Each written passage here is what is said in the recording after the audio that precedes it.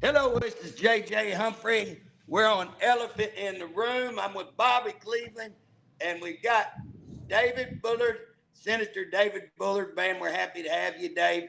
A lot of people been talking about what's going on in the pro tem election. So again, kind of set the stage.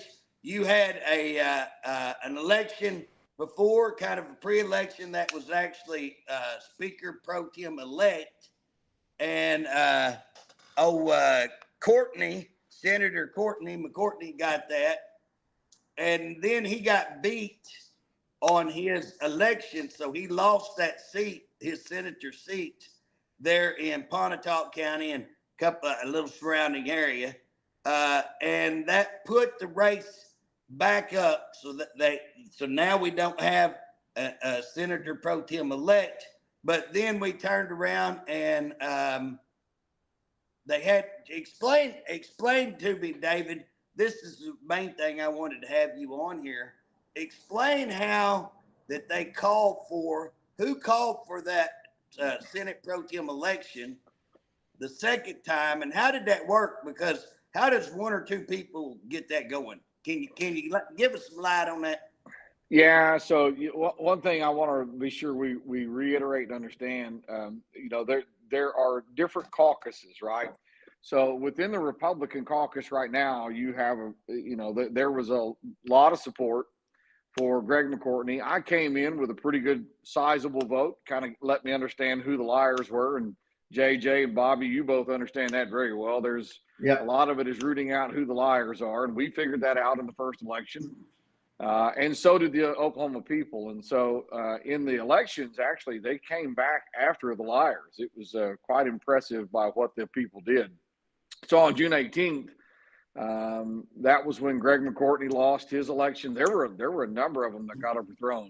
Greg McCourtney and Jessica Garvin. Garvin lost her election. Yep. David, I've been looking at that. There was about 6 elections over there in the Senate that got that people that were expected to win got their heinies kicked. And man, if I'm not mistaken, they spent like $3 million or so to try to get these people elected and got beat bad. Yeah, it's estimated that they spent a little bit over $2 million between all of the candidates, and all the money went in either against conservatives or for the moderate left-leaning Republicans, and the left. The moderate Republicans, the left-leaning Republicans did not have a good night on June 18th. I can put it to you that way. Now, I'll also say this. There were a lot of people who were in that camp that ended up not deciding not to run again. And so the whole caucus on one night switched from being quite moderate to quite conservative. I mean, our entire Senate Republican caucus just switched by quite a bit all in one night. And so panic ensued within the moderates because I think they were running the same vote count that I'm running, and went and looked at it and figured out that they were in trouble. And so what they did was they came back right after and said, we're going to do another election, even though our rules only state that they have to have one election and they have to have that election before May. They have to have the election before May. So they decided last year to do it in February. It doesn't specify a time other than has to be before May. And so they went back in and decided to ignore the rules on that. They decided to have a second election, even though it was after May. And now, when we say they, who are they? I mean, can you give? I mean, that's what I'm saying. Who gets to make that decision? Because the guy that was elected by the senators to be pro tem is not there no more. So how does somebody kind of, just say, well, I'll take charge. I'm going to be the guy in charge. I'm going to call for an election and I'm going to put myself up for being elected. How does that happen? Well, so one thing you got to understand about the pro tem designate seat is that's only been there for about 8 years. I think it was Clark Jolly who actually put that in. And what they did was they did that so that the current pro tem, who's Greg Treat, can kind of set up who the next pro tem is going to be, which was what was going on. He was setting it up so that McCourtney would be the next pro tem. And they do that by controlling the money and being able to tell people, well, I'm the pro tem. Well, Greg McCourtney's not gone, and Greg Treat's not gone, right? They're not gone until November, so they're still Okay. sitting there in office. And so I'm sure now I don't know this for a fact, but I would imagine the current pro tem, who is Greg Treat, the caucus chairman, who is Dave Rader, and McCourtney and Paxton all sat down and said, okay, how do we make sure and square this away where we keep our power the way that it is? And so they decided to have a second election, and they decided to do it real quick. And they decided to do it, wouldn't you know, right in the middle of the Republican National Convention, the RNC, and knowing full well that I was going to be in at the RNC in Milwaukee. We had already set all those plans, spent all the money to be there and go there. And there were several of us who were there and several of us who were gone. And so they decided to have that election then. And that's all just to corner it so that the left-leaning part of the caucus can try and can corner that election and rig that election so that it stays with them. But let me go back to my opening statements. There's a different caucus coming in November. It's going to be a completely different caucus in November than the one that's there right now. And the numbers have completely flipped and reversed. I think you're 100% right. I mean, I know several races that I've been watching, and I will tell you what will happen when those numbers start coming in. You're going to see a whole lot of their team that ride the fence and are just they're what they are they are people who will go either way with whoever's in power today. They're just people who hang on to power because they know that if you want bills filed, if you want to have any say so or have a chair or whatever, you've got to get along with this group or else you don't get it. So as soon as it looks like it's going the other way, they'll go get along with that group. So they'll run with any dog that'll fight, hunt with them. And so we know that will happen as soon as they start seeing, it looks like it's going the other way, then people will peel off and go the other way. So, well, and not only that, but JJ, you know this, there are two types of legislators. Either those who vote on principle, they vote because the bill is good or bad, or it's good for the people of Oklahoma, or it's not, or it's good for freedom, or it's not. Or there are people up there who run bills and vote on bills because lobbyists tell them to do so. The lobbyists tell them and promise them money to do so. And I've never been that kind of guy. So right now what's happening is that within leadership, they are really, really trying, and I'm hearing a lot about it. They're actually giving threats and threatening lobbyists that you're going to go with us. You're going to spend a bunch of money on these different candidates. So the panic ensues. And the reality is we ought to be blanking out who's on that bill, the name that's on that bill, so that we don't get into personality politics. And we ought to be looking at these bills to say, is it good for Oklahoma? Is it not good for Oklahoma? Is it good for the people of Oklahoma? Is it not? And is it what the people of Oklahoma are asking for? And I think June 18th, you saw the people of Oklahoma stand up and say, we want a more conservative legislature. And I guarantee they heard it. And again, we're calling a group of people liberals and left-leaning so-called Republicans. Dave, can you tell me why that you think some of these people are left-wing? What makes you believe that they're left-wing? Yeah, when you start looking at the bills, they pride themselves more on the bills they've killed without giving them a hearing than they do on the legislation that they've actually passed. I mean, they hand out awards to committee chairmen for killing the most bills without even letting people argue. That's where they stand on the issue. So the way they get around hearing conservative bills, and there was somebody who went through and studied all the bills filed last year, and they showed some 90% of conservative bills never even received a hearing in the Senate. So that tells you right there, that number right there tells you exactly what's going on. They want to kill the bills so that they don't have to vote on them. So when you look at like a voting record through CPAC will show, well, they've passed some conservative stuff, so let's give them a good award. And everybody in the legislature got an award from CPAC.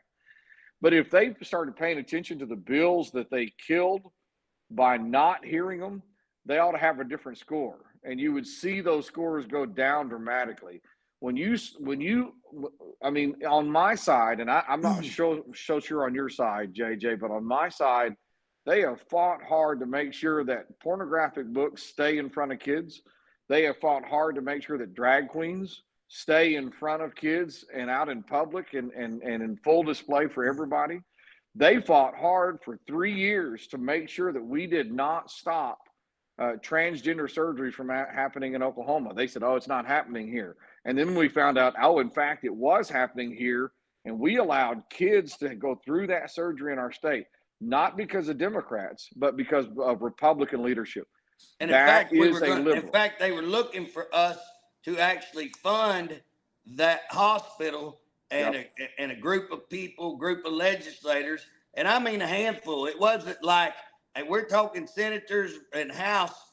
It was a handful of people that stood up and stopped that from Yep. happening. And then once we brought it out public, yeah, everybody jumped on board and oh, we're going to stop that. And that's what happens a lot of times when these people get a little light shined on them. Oh, we didn't know that. We're going to stop this. You know. Now McCourtney's Well, running for election again, right?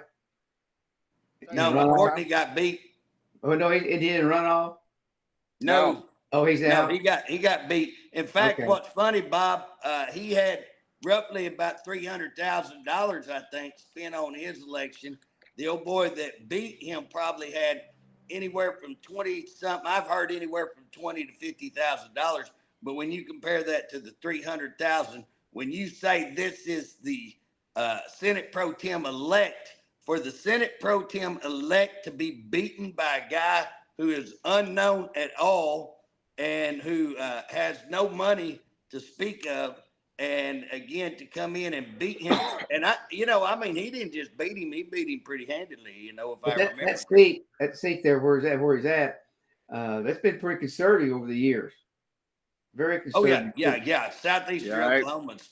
Yeah, Ada is very conservative, and what's really fascinating about that, Bobby, on that election is they are currently right now really working hard to blame me for his loss. They're trying to say that I was the one who beat him and I was the one who recruited the candidate and I was the one who did all this.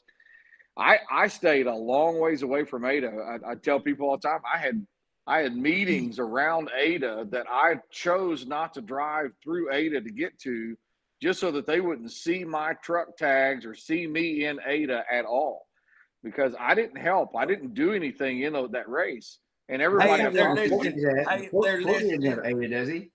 Hey, David and Bob, I just want to stop here, and if any of them liberal left-leaning senators are listening, I'll take full credit, 100% credit, because I did call the man the day before the election started, the day of the election, called him that night.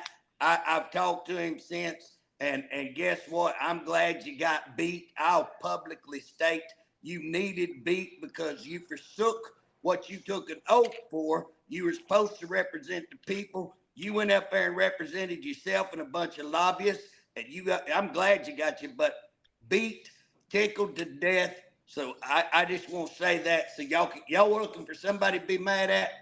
I'm your huckleberry. So I have to interrupt you. Go ahead, Bob. Well, but my whole point was, I didn't help. I didn't have to. He didn't work in his election, and his opponent did. His opponent worked his tail off and knocked doors and did everything right. But the reality is that's what they're trying to do, is blame me. And what's really funny is, I've said this before, and you both have heard me say this before. Usually whatever a liberal is telling you or accusing you of, they themselves are doing or are planning to do themselves. When you listen and talk to Kamala Harris right now, complain about all the things Republicans are doing, it's just because that they're actually doing them now, and or are planning to do it at some point. And so, we know for a fact that they have run people against conservative incumbents in the past and had them beaten and taken out. And then they're trying to turn around and blame me for doing it. And I stayed away from it. I let it work out the way that it was supposed to work out. And I did exactly how I was supposed to do with my caucus. And I mean, they beat themselves on that deal. A dog barks at his own shadow. That's what it does, and that's what they're doing. They're barking. You dang right. They'll go hire a consultant. I call them the fourth floor consultants, because they got them paid and on commission, and they'll go out and put money against their own party, and they'll sit back and go, how terrible, we hate you got beat, when they're the ones who arranged for their own opponent, funded the opponent against them. So yeah, I'm just laughing. It's about time the chickens come home to roost, and they came home on that little election, came home on 4 or 5 other elections. And again, I do believe that when you're saying, hey, that's going to flip because you take that seat, that flip, you take Garvin's seat, flip, there's 4 or 5 others. I know they had in mind for somebody else to win one up around the Tulsa area, and that didn't happen. And there's 2 or 3 races still going on that in this runoff election that I think you've got a good shot at, Well, JJ, I'll correct you on one thing. There are 11 seats that very likely will flip in the Senate. 9 of seats are going to flip. There's 9 seats that are going to flip by the time we're already done, and you've got a chance on 2 others by the time it's all finished up. So yeah, there's likely going to be 11 new senators in the Oklahoma Senate, and almost every one of them, not all of them, almost every one of them are committed, and some of those are very likely going to commit. So, right. Well, I know one that's in a runoff, and according to how that goes, I know, if one of those people win, I know they're going to be committed to you because I'm working with them, and I don't get involved with the Senate stuff as much, but I am getting involved a little bit because guess what? Even if we get something passed, if we can't get it to you guys, and I've had like our aggregate bill, gravel bill, which is huge for southeastern Oklahoma, and again we'll get it through the House, and that may be by arrangement. I don't, you know what I'm saying? That's the thing. So many back alley deals are done that you can't tell who's doing what. But we get over at Senate, couldn't get a hearing. I want to tell people, you named some of like the porno. Guess what? We've had it run, just what I'm saying. We've had it run from y'all's side and they kill it in the House. We've had it run from the House side, y'all kill it in the Senate. That's when I say there's an arrangement going on. Our Hugo Lake, y'all started the bill. Man, we kill it over in the House 3 times. And then I finally get it turned around. Same language that y'all passed multiple times out of the Senate. Bam, come over there. Nope, we're not going to pass this. And that was Paxton, by the way, that did that. He single-handedly killed that himself. So I'm not a big fan of Paxton. I'll say that publicly. In fact, I'd say a whole lot more if anybody wanted to listen. But the thing about it is you look at the porno, we had the 10 Commandments that we filed the 10 Commandment bill. It got killed, wouldn't even let it be heard in committee, would not even get a committee hearing. I pulled a fast one. I pulled a little hocus pocus political maneuvering, got that slid into my committee. And I even, instead of me, I was willing to take a bullet and lose a bill to put it in somebody else's name because I know they watch me like a hawk. So I slid around, put it in somebody else's name. I'd be some buck, they still caught it. I was like, I even went to floor leader. I said, you need to get alive. If that's all you got to do is to bird dog me and watch me on a bill, I said, get alive, And so they killed that bill again, wouldn't let me hear it in committee. Your furry bill, that's one of the bills I killed to get the 10 Commandments bill because they wouldn't let it hear. And again, when you go out and hear people in the community, do they want people come up dressed like animals, having litter boxes in their school? I can tell you that started off, everybody's laughing, saying I was crazy. But when that bill got to people started going, hold it. He ain't as crazy as we thought. He's still crazy, but he ain't as crazy as we thought. That's actually going on. People got behind it and wanted it. Guess what? Can't even get a hearing on it. The 30-30 land grab, Biden has already signed an executive order to take 30% of your private lands. Already signed it. Me, Tom Gann, Neil Hayes. We've all filed bills to try to stop that. Guess what? Can't even get a hearing on them. And so, we filed to stop homeless people from defecating on the sidewalks, needles, clogging up your streets, and all that kind of stuff. Guess what? Can't get that heard. We can go on all day with bill after bill of what we're talking about that we can't get heard. So that's as big a problem when David talks about that.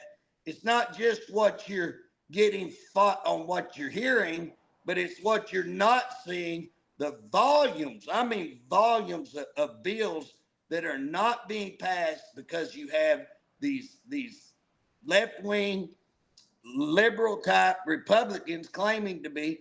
And David, correct me if I'm wrong. Now I'm just talking on the House side, but here's the way I believe they do it on the House side, and I'm being all serious on this. I believe they take in the bills and they bring in lobbyists and say, "What do you want passed, and what do you don't want passed, and whatever they want." And I'm going to tell you something. Get your opinion here, Bob. Your opinion too. Most of your lobbyists ain't hardcore conservative Republican. Most of your lobbyists are leaning the other way. Would y'all not agree? Well, Yeah, I wouldn't go just ahead, say Mark. lobbyists.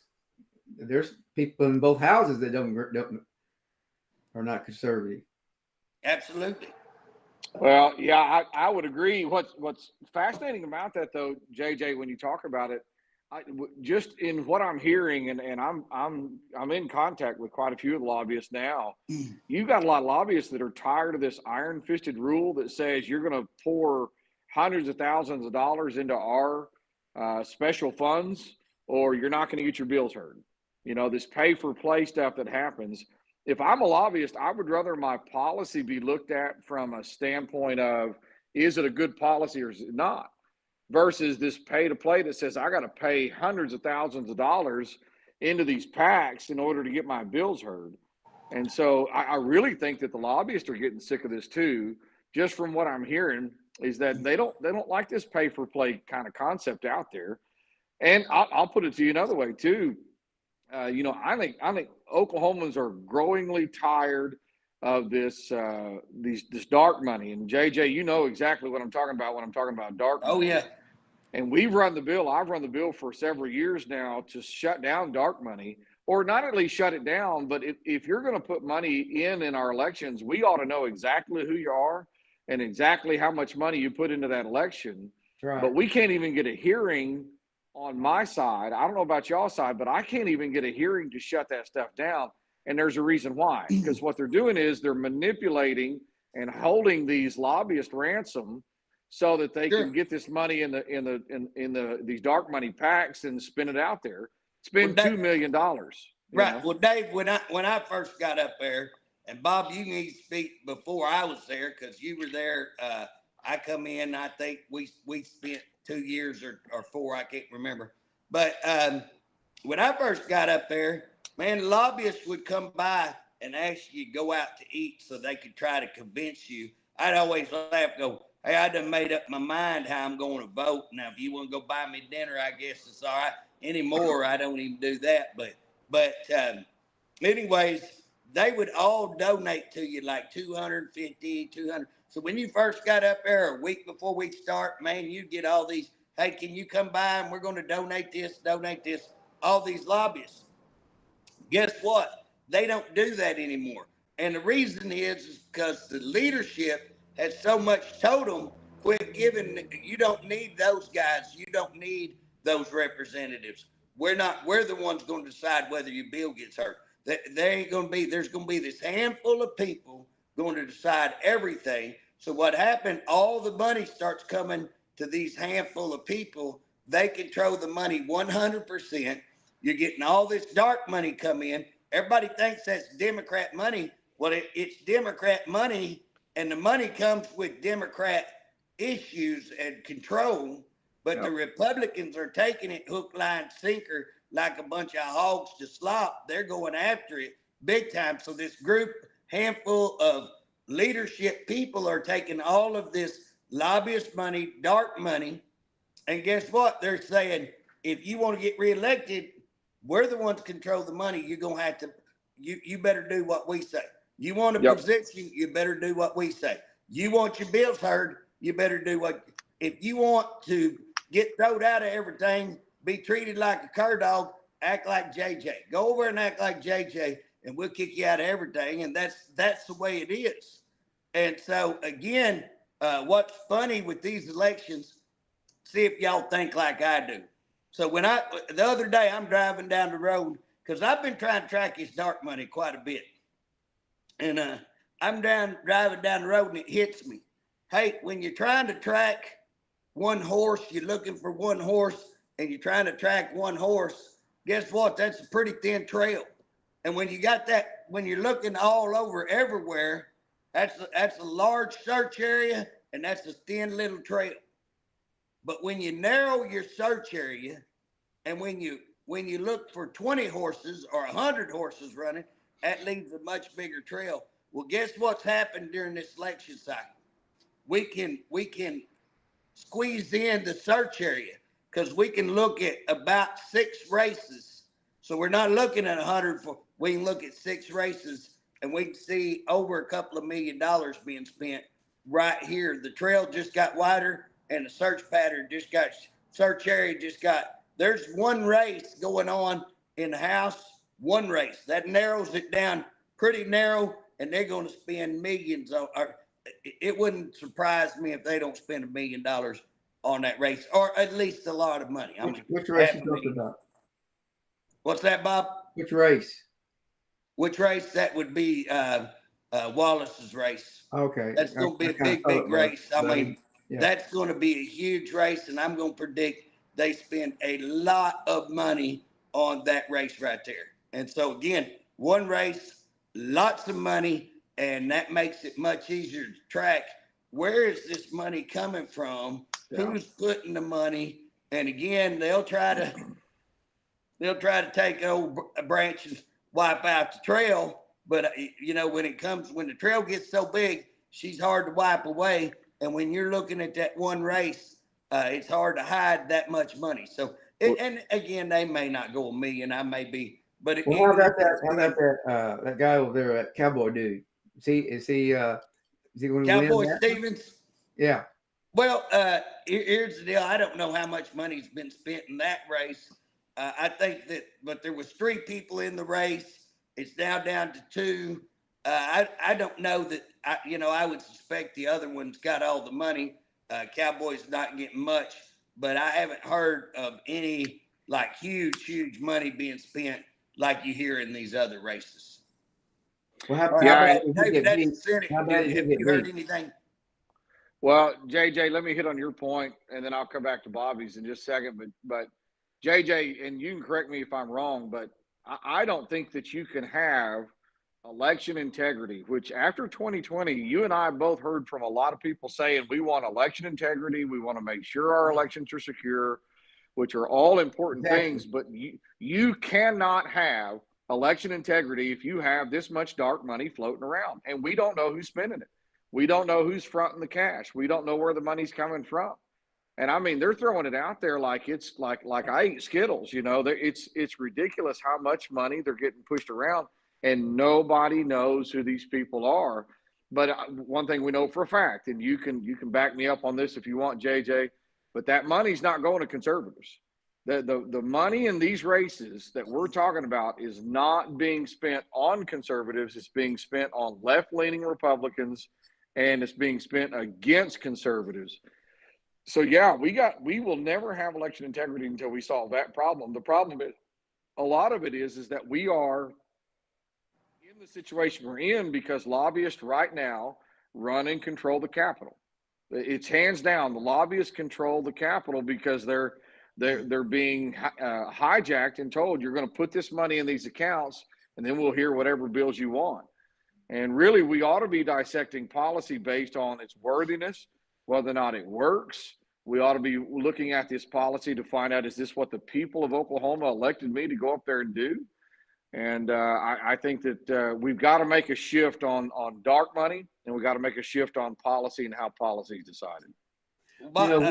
We had a luncheon group there called Dave Spalding has a luncheon group, and we were talking about in this. We had just opened a discussion about how could some bills not get heard, and one of them was that one on the gay 2 grade school kids showing each other how you do it, and that's in our school system. And in the book, we tried to get that passed. Somebody did. I don't remember who ran it, but it never even got a hearing. And so these guys were stunned as to how could we not, Hey, if conservative, Bob, how could Bob, we not get that? we tried that for about 3 years, Three. I'm going to say 2 to 3. So the Yep. first time Rob Standridge run that, he got it out, got it over to the House. I got it out of committee. I killed the bill to get a promise that we would run that on the floor, and they would not run it on the floor after that. And I had that in writing. I text them, if I kill this bill, you will hear this bill. Yep. Okay. Would not hear it. Maddest I ever got up there, probably one of the maddest times. I normally don't get mad. So it's your fault.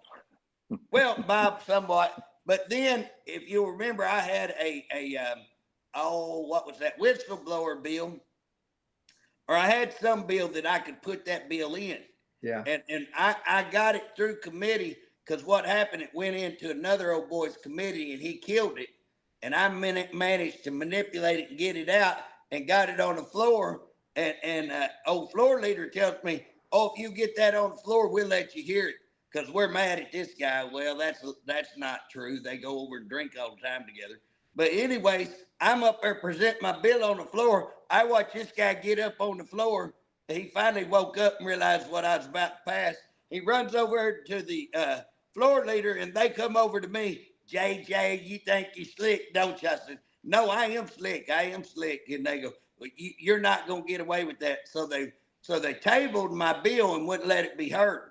So I go back to the floor leader and say, if you don't like this bill, he don't like this bill, let me put another bill in there. So I stick that bill right there in there. Guess what? They wouldn't let it be heard. Oh, that'll make but here's what's funny. The educational chairperson, why would they not like that bill? But anyways, they said, no, you can't run that because the educational chairperson will get mad. I said, well, what the heck? I'm going to get pissed if you don't do it. So y'all saying y'all would rather have her happy with you than me? So y'all saying y'all love her better than me? And they said, yeah, no problem. So we didn't get it run again. And then we tried to run it again. I put it backwards, put it in Danny Williams. We got it over to the Senate, and guess what? They wouldn't hear it. So the Senate passes it. House kills it twice. Then we run it the other way, same bill. Guess what?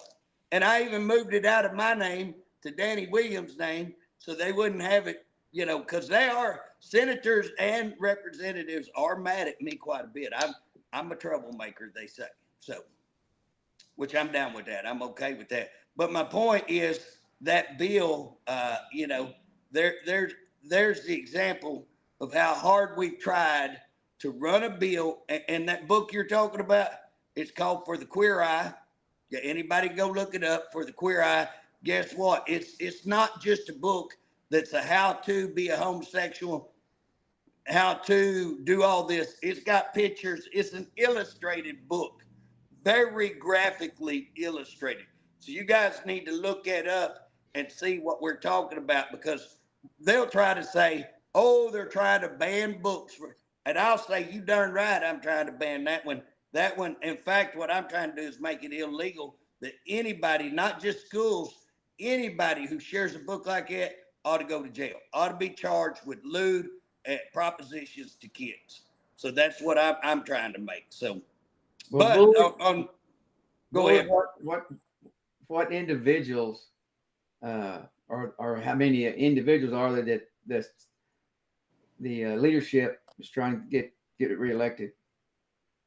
Well, so when you go back and look at the elections, pretty much everybody they dumped money in for lost. So when you start, well, I guess that's not really true. That we know for a fact that they were trying to take out Casey Murdoch, who JJ and I know very well. They were working hard to take out Casey. They were working hard to take out Michael Bergstrom. So go back and look at the money they spent. Go back and look at those two and see what we're talking about. How much money, unknown opponents. So usually your money's going to go to your people who are already in there, and instead go back and look at Republican opponents, unknown, who's getting all the money. That right there speaks volumes right there. Yeah, there were even some instances where they spent more money on open seats that were non-incumbents, but people that they wanted because they knew that they were left of center. They spent more money on them than they did on the incumbent seats. They spent really roughly around the board. They spent $350,000 roughly on each person. So McCourtney got 350 spent for him. Garvin had 350,000 spent for her. Blake Stevens, you were talking about that race. There was about 350,000 spent on his behalf. There were several of those races around the state. One of the incumbents, if I remember it right, I'll have to go back and check. But I think on Jeff Boatman's race, that was in Joe Newhouse's seat. They spent over $400,000 on Jeff Boatman's seat against a guy named Brian Guthrie. Well, why? Because Brian Guthrie is really who he says he is. Brian Guthrie, I met him. Brian Guthrie's a great guy. He is actually the conservative that he campaigned to be. And but they spent a massive amount of money on Jeff Boatman to try and get him in. And the guy who is the honest conservative, the most conservative, won. You saw that in every single seat. The most conservative person actually won. The difference is on some of these incumbents, we actually have records to say you're not as conservative as you said you are. If you're a conservative, you're going to vote somewhat close to where you are. I mean, you ought to be in the 80 percentile somewhere on that scale or on a scale. And a lot of them campaign as being this rock solid conservative, and then walked up to the Capitol and did everything but. And JJ, you know this. You've seen it just like I've seen it, because I know it happens on the House just like it happens on the Senate. In front of doors, these people will talk about how conservative and how Republican they are. But then, JJ, you can fill in the blank. What do they do when they get in behind closed doors? Oh, they switch. They go whatever they're told. Here's the deal. They learn one word. You learn one word up there. Yes. Whatever you want. Yes. And again, I can tell you, I've been called on the carpet. I laugh. The first thing they tell you when you get up there during orientation, your word is your bond. That's the first big lie they tell you. That's the biggest lie. I wish if I had to go over again, they started that, I'd fall out of my seat laughing at them. I mean, some of the biggest liars. Hey, one of the top leaders up there the other day, they were asking me that he's thinking about running for a seat. And somebody was asking me, he said, what do you think about old so-and-so? And I said, oh, I love him. He's a good guy, man. You couldn't ask for a better guy. But if there's a bigger liar at the Capitol, I don't know who he is, you know. And I'm being honest in that. I mean, that person is a decent guy. I like him as far as just talking to him. I say decent. But I'm going to tell you something. If the guy tells you anything, he'll switch that. I mean, he'll tell you, yeah. And 5 seconds later, he's doing the total opposite. You can't believe nothing the person says. And that was the person who come in and said, your word is your bond. And I'm just laughing. And then they say, we won't twist your arm. That's the second biggest lie they tell. We won't twist your arm. You vote your district. Yeah, bull crap. You vote your district, and if you vote the way you want to in your district, you can do that. But by the way, you'll lose your chairmanship, as I did. By the way, you'll have 7 bills on the floor and only 2 get heard just because you leveraged this. And here's the deal. I don't get, I mean, for the last 4 or 5 years, I don't get nothing heard unless I leverage them. Fortunately, I'm pretty good at leveraging and again, hiding. And half the stuff that I've gotten passed don't have my name on it. They don't even know it's mine. And I've had to give it to somebody else to move it. But again, I'm not trying to, I'm trying to get the legislation passed. But that's who they are. And it's very, very frustrating. And then to see them be able to control this. And I would say, see if you agree, Dave, I would say the biggest part of that is having that money, them controlling 100% of all that money. They control, they control everything through the purse. Yeah. Well, it's just like what I was talking about. They spent $2 million on their left of center incumbents, and pretty much every one of them got spanked. I mean, they lost in their elections. So it kind of it's starting to show that the people of Oklahoma are paying attention. They're waking up. I do believe there's a big faction of Oklahomans that are tired of it and that they are waking up. I do believe that. for sure. And I think you saw it June 18th. But JJ, you brought up a point that's extremely important. And when I've been traveling the state talking, especially to these new freshmen, one thing I've tried to explain to them is, listen, for the last 6 years, I've lived through this. They can make the claim all that they want, that you can vote your district and you're free to run the bills that you want to run. You're free to do it. We're going to have a fair system. You're going to get what everybody else gets. But you and I know that that's not true. This last year, I was crunching the numbers on bills. All the people who stand in line and do exactly as they're told by leadership and vote the way they're told, they were getting 19, 20, 21, 22 bills off the floor, while the rest of us who stood on principle and said, I can't vote yes on that bill just because it's not right. It's not constitutional. It's not whatever. I was honest about where I was on the bill, but I can't vote with you on it. I got 2-3 bills off here and there. Some of them got 0. And so hey, David, give one example to our listeners. One of the biggest bills he's talking about on that, because sometimes they don't care about little Mickey Mouse bills, but a bill will come up. We'll have bills, and it won't be one. There'll be multiple bills a year that are there. You know what I'm saying? Special little projects.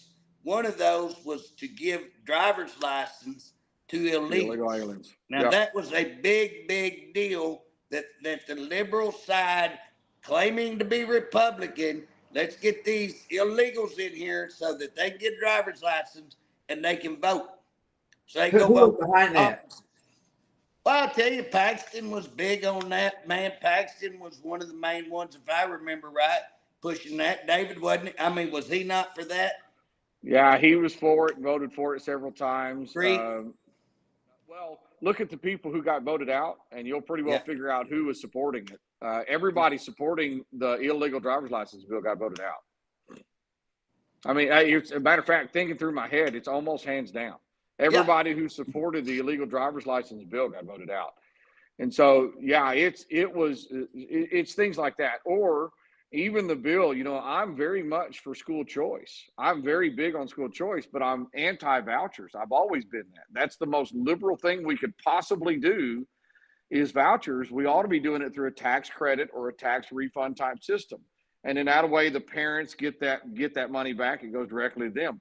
Well, a few years ago, we voted down and I voted against a voucher bill that Greg Treat had put forward. And everybody who voted no on that got punished severely.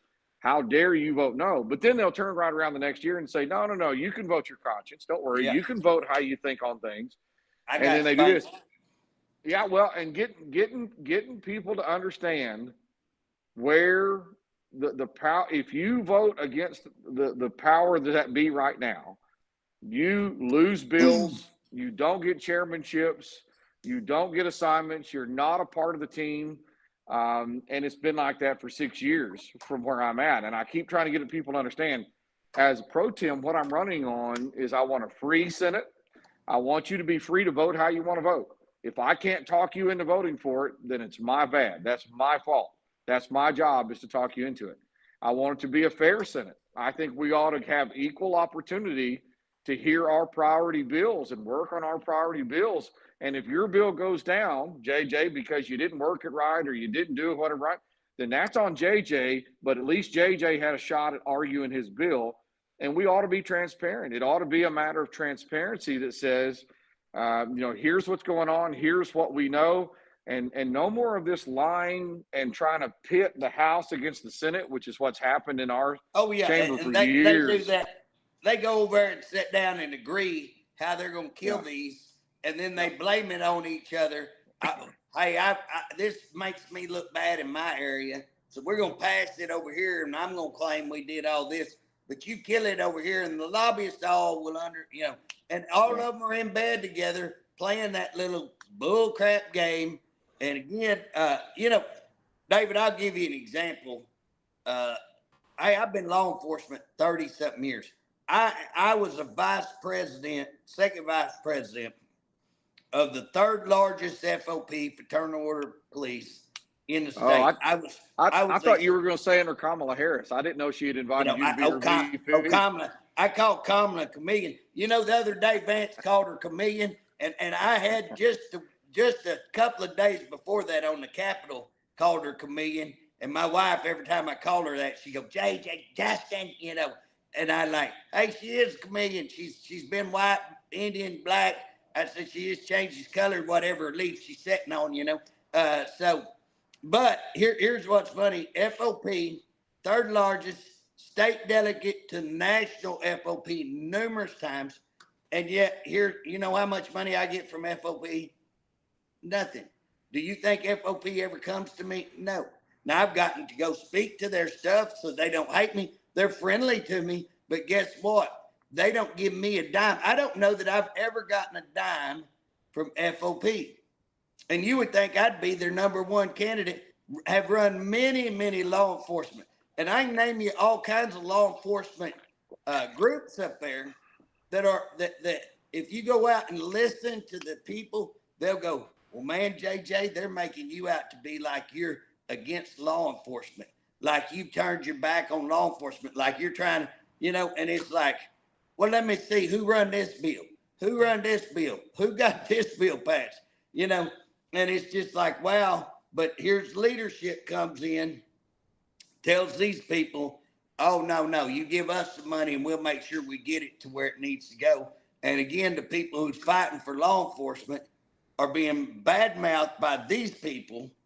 And these people who are giving money are just giving money to liberal pukes that are fighting them. And it's like, y'all ain't got enough sense. But what they see is we're going to give the money to the people who can get and they'll give them just enough to keep them coming back and giving them money. They don't give money to leaders. They give money to followers. And so whoever just follows and does whatever leadership tells them is where the money goes. And you know as well as I do, there is a blacklist out there. We've proven that this last year, and I've watched it over the years. There's a list of people that you are not to donate money to if you're a lobbyist because you've been told by leadership, don't donate money. Don't you dare help JJ in his race. Now, you're fighting and doing your job, and so your district recognized that and didn't run anybody against you. And they were probably trying to recruit against you if I were betting. Oh, David, I would tell you this. I was shocked that I didn't get an opponent. I was just shocked. Now, I was ready to go out and get an opponent, and I've never tried to do a lot of fundraising. I actually went out and did a little bit more fundraising this year than I've ever done because I was anticipating. I was setting not great, but I was setting – where if I'd had to get out there and actually do some stuff, I could actually. And here's the deal. I had a couple of people at Durant that said they'd have a fundraiser for me if we needed. I had some people at Hugo said they'd have a big fundraiser. And I think we could have had some pretty substantial. And again, what people need to understand, when I say substantial, the last time I had any kind of fundraiser there in Hugo, I raised $5,000-$6,000. That's a pretty good night in southeastern Oklahoma. If you can raise $5,000-$6,000 at an event in southeastern Oklahoma, you've hit a home run. And so I figured that I could have went and done that. So what people need to realize, then that would have put me somewhere. If I could even raise $10,000, that would have put me in the neighborhood of $25,000-$30,000. And again, that's a cheap, because they're going to go out and spend $150,000, $200. Last race down there at Durant, I think they spent $200, and that was against old Cody down there in Durant. And I want to say they spent between $150,000-$200,000 against that young man. Well, yeah. Bobby, how much did they spend to take you out? Do you remember how much money did they take when they took you out? They didn't come after me. I lost by 49-50 votes. But they spent some money. They spent some money against you, didn't they, Bob? I mean, I was thinking. Aware of. Yeah, I thought they spent. Not aware of. I guess the teachers, was after me, but I couldn't have. I didn't need to be reelected. Yeah. Well, Bobby, I know for a fact I spent at least $2,000 or $3,000 against you to get you out, so it had to be some money spent against you somewhere. Well, maybe there's just more people like you. No, I'm not. I didn't check it. I didn't go back and look. I seen the votes by the precincts, and Well, and just so everybody knows, Bob's wife got diagnosed with cancer somewhere around September, last of August, 1st of September during that race, and again right there when he needed to be kicking the doors and knocking the hardest. He had to make a choice whether he took his wife to cancer treatment or whether he went and knocked on doors, and he made the right choice all day long. I don't think there's anything. I will guarantee you, Bob, you made the right choice. I'll tell you that, in my opinion. Well, I don't regret it one bit, not at all. I told her I'd go with every doctor appointment with her, and I missed one. But that was, Bob, you missed the shame I, on I you, missed. Bob. I missed. I don't know what happened, but I missed one. But the family went with her. But Yeah. no, they didn't. Kennedy even told me. I asked him about it. He said, "Hey, I checked your record, and you got a very high likable." And so I didn't try to get you beat.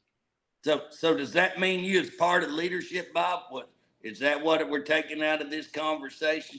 Was you a No, I little don't bit think liberal? I don't think I'm Bob? leadership. Bob. I'm not leadership material, JJ. I Hey, get in trouble. I served with him. Let me be the first one. If I was in trouble, Bob would do something to pull it off of me pretty quick. Bob was in trouble as much. I might have took lessons from Bob. It is quite funny. The same people who were mad at me we've later visited, and he go, boy, that old boy was mad at me. I go, man, he was mad at me too. That one hated me. That one hated me. So we've got the same crew against us. But they And talk I will about tell how you this. what he did to other people, what Chris did to other people, and he admitted he did it, and no question about it. But he did not do that to me. Yeah. Or if he did do it, it was on a very small area. There wasn't that much money spent. Right. Well, they're spending more now. So. Well, mine and was on the that's what, teachers. The teachers are one I want to beat. well, I think right now that we can look at these races, and that's what after August, these runoffs, I'm going to really start trying to drill down. I've already called some people and say, hey, think about what I'm saying. We ought to be able to go into these races and be able to pull so much more data because we can start tracking the money back. And again, here's the deal. These are all going through the same consultant, most likely, I'm going to say. Very likely going through the same consultant. There will be 20 legs off of that one consultant so that you can identify who that one consultant is. But I think you can trace these 20 back to that one source. And then from there, tracing it back to that one source is a little difficult, but not impossible. But tracing it back, because after that, what you'll find is someplace in, Alexandria, Virginia, or somewhere in Ohio or Tennessee, and you'll find an office that's just a Home Depot box or something like that. And again, it'll have some person who is the treasurer who may or may not exist. The ones that I've found, if they do exist, I got an idea, I think, who they are, who I believe they come from. And again, it will be law firms, you know what I'm saying? It'll be this law firm's friendly with this law firm, and they use this law firm to do all this. And this person may be imaginary or may not be. We don't know. But anyways, at the end of the day, once it gets past that level and you get up into that level you're talking about, it becomes much more. You would almost have a person who had access to some software and had about 24/7, they just had to be paid. You would have to hire somebody probably, or somebody that just maybe has money and has time and has talent and has some computer systems. So, Bullard, if you're looking at right now, you're looking at February when session starts. Who would you say is going to be the pro tem? Looking at the vote count, looking at how the vote has changed, I feel very confident that I've got more than enough votes to be the pro tem in February when we start. Well, I thought that too. That's what I've heard. Hey, can I get your word that you won't try to get JJ kicked out of the house if you get pro tem? Because the other pro tem, I got word that the other pro tem has. Why would a guy who's senator go after a representative? That's terrible. No. Well, and we ought to stay out of each other's elections, but I mean, more than that, we ought to stay out of incumbent races if we're in my caucus. But Yeah, Bobby, the only thing I can guarantee you is if it's got a J.J. Humphrey name on the bill, I'm probably not going to let it be heard over in the Senate. So we'll That's make why sure I of don't that. put my name on anything. That's why I slip it in. That's why I slip it in under Bobby's name or somebody Yeah. like that. No, y'all know I'm just teasing and joking. It's just the way Oh I yeah, am. But Right. Yeah. yeah. But here's the thing. Not only that, but we're getting pretty close to time. But one of the things, if you do get pro Tim, that I'm uncovering, it's unbelievable what's going on with these agencies. I'm fixing to probably ask for an investigation on DHS. I'm compiling a yeah. whole bunch of reasons why investigations, and we're going to compile the investigations and say, here you go. And I think I found a way to end around the governor, end around the leadership. I found a statue that, oh, it's going to make them really, they're going to go, boy, look at old JJ. He knows how to read. Looky there. It's going to make them mad. But DHS, DOC, my gosh, we got so many things going on in DOC that's just failure. And yet they don't answer to anyone. And we can't get, hey, how many people do you actually have working? Can you give us even a straight answer? Can you give us a straight answer? How many people died over there? How many people been raped? How many people? And again, what happens if you go to investigate anything? Hey, they come out and investigate you. I just had one of our Well, whistleblowers. They came out and investigated the other day. OMMA, I'm meeting with the state auditor Tuesday to throw down a massive amount of problems in that, as well as I got a hold of the AG to say, hey, all the rest of this is procedural purchasing issues that would probably be state auditor stuff. But hey, here's one that's absolutely illegal. Do y'all want to run with it? He's going to get back with me this week. But I mean, I could go on all day with the stuff that just I'm finding and putting out there. And our leadership doesn't want to hear it, won't help you, won't do anything. So when you do get in there, and I think you will get in there, I would ask you that you really be open to helping get investigations and to call these agencies. It's not just Washington, D.C., where we're seeing deep state that doesn't answer to anybody, that's trying to take people out. It's right here in Oklahoma. We have a deep state Oklahoma agencies ourselves that need to be held accountable and need to answer to us and not us answer to them. well, and you and I have been part of a group that prays together every year, and during the session we come together and pray together quite a bit. And one of our agenda items has always been agency reform, because right now the agencies, all they'll do is wait for us to get out of office, and then they'll do their thing. And we've got some headway on it. Loft is a good start, but Loft hasn't even really gotten deep enough to start getting some problems solved in our agencies. But yeah, like you said, DHS, my goodness, what a mess DHS is. So we have got to dig into DHS and get that one right. I mean, they're ruining people's lives, and Absolutely. they're violating the rule of law to get it done. And so yeah, you have my word. We're gonna do a lot of agency reform to make them accountable to the people. That's what I wish. I wish they'd just come to me and go, JJ, if you promise never to run another bill, we'll let you investigate all these agencies. You just go hog wild. You just go like a biting pig and go right after them. And I'd go, deal. Yep. And that's what Yep. needs to be done. Hey, we're already over time a little bit, 1 minute. Dave, I appreciate you. Bob, appreciate you all the time.